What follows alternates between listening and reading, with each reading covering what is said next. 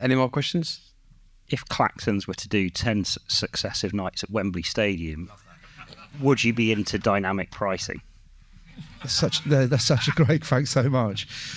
I'm gonna have to confess that I don't fully understand what dynamic pricing is. Is it that it was advertised as one price and the band failed to recognise that it was worth something? Now it's worth something else. What can someone please explain? It just as demand goes up, the price goes up. Yeah. Right. So so what should they have done?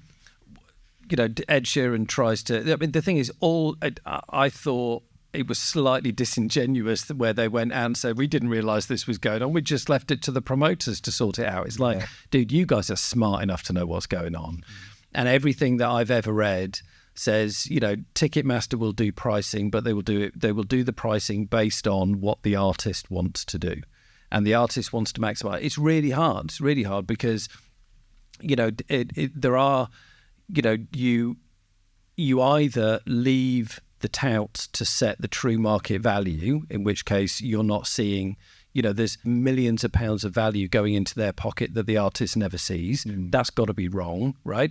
The only other way around it is you do what Prince did historically, and some artists do, which is you book out 6-10 nights at a venue where you basically create such an oversupply in the market that it's worthless touts doing it. Nobody's got an answer to any of this, but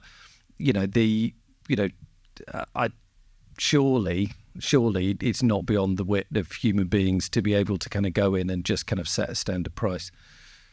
How would you have handled it? Let's say the format of NME was like it was back in the day. Would you have hammered Oasis for it in NME?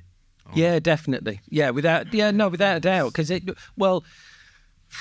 sorry to sound Machiavellian, but whether you like it or not, it's a big story and it's what everyone's talking about. And that's all that mattered, is like, what's everybody talking about? And if they're not talking about something, invent something, right? And make it an issue.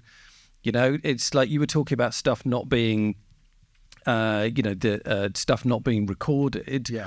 Precious moment. I don't know if anybody remembers, but, back in the day, Franz Ferdinand did a gig in Leeds and it got cancelled or something, and then they decided to do a guerrilla gig outside the venue, and they jumped on top of a car, and we managed to get a photo of it, but there was no video footage of it. There was only our photo, and that was it. It was this precious moment. You were either there or you weren't there, right?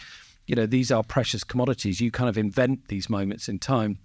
But something like that, I instantly, I'm kind of like, double page spread. You do the news story on the left-hand side, relating what's happened, and then you do a kind of a for and against on the right-hand side. You get an industry analysis box, and that would be your spread. That's 2 pages of news done, right? Move on, what's next? Can you get Claxons 10 gigs at Wembley Stadium? You can book them. They may not come. Exactly. Can you sell the tickets? Are either of you two going to Oasis? I'd really love to go. I didn't get a ticket, but I'd really love to go. Did you try? No, I didn't. I arrogantly thought, like the rest of my friends, that something will turn up and we'll figure it out. That enough people that at some point, I had a little bit of a thought about that. Yeah, but I didn't know. I haven't planned to get tickets. I don't know. I've seen Oasis a good few times, and sometimes it's been brilliant, and sometimes it's been fucking awful. And I'm like, I don't need to go back and do that.